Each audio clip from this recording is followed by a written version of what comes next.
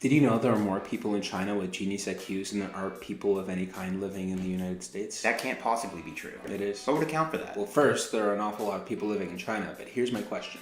How do you distinguish yourself in a population of people who all got 1,600 on their SATs? I didn't know they had SATs in China. I don't. I wasn't talking about China anymore. I was talking about me. You got a 1,600? Yes. I could sing in an a cappella group, but I can't sing. Does that mean you actually got nothing wrong? I could row crew or invent a $25 PC. Or you can get into a final club. Or I can get into a final. You know, from a woman's perspective, sometimes not singing in an a cappella group is a good thing. This is serious. On the other hand, I do like guys that row crew.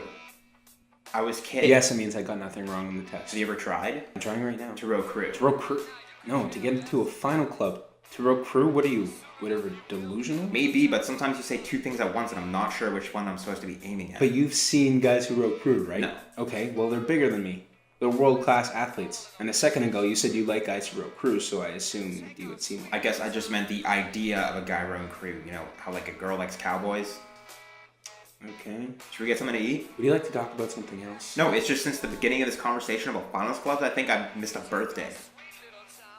Are there really more people in China with genius IQs than The Phoenix is the most diverse. The Fly Club. Roosevelt punched the pork. Which one? Porcelain.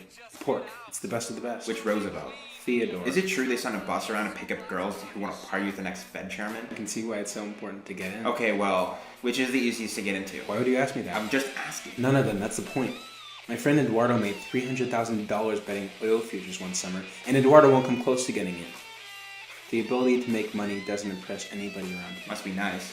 You made $300,000 in one summer? He likes meteorology. You said it was oil futures. You can read the weather, you can predict the price of heating oil.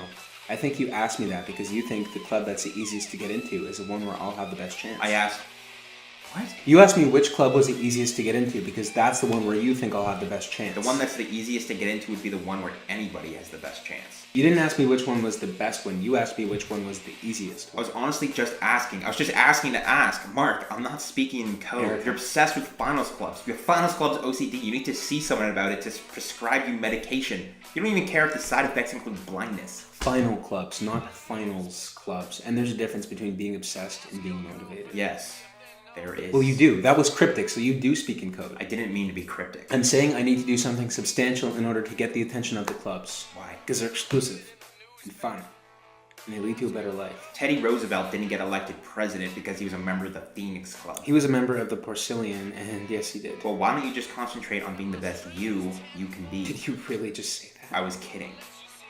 Just because something is trite doesn't make it any less true. I'm going to try and be straightforward with you and say that you might want to consider being a little more supportive. If I get into one of these clubs, I'll be taking you to the events and the parties and the gatherings that you wouldn't normally get the chance to go to. You would do that for me? We're dating. Okay.